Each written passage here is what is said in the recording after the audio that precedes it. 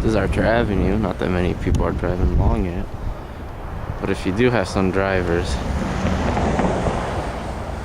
well, they don't have any trouble driving through. Here's a residential view. It's not that bad in some spots. Others there are, like this Comcast guy got stuck here. It's not gonna come out for quite a while. There you can barely see it. Let me see. Yeah, you can barely see it there. It's the Roberts Park Fire Station 2 sign.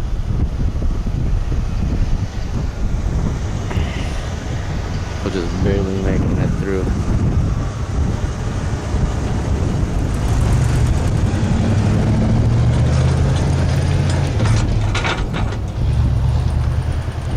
This I got to see. Far down the block, see people on snowmobiles.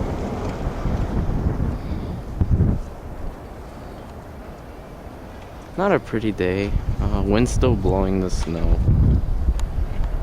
And like how I said, I'm gonna keep you guys updated. I'm gonna keep walking around town so you know what else is going on. Bye bye.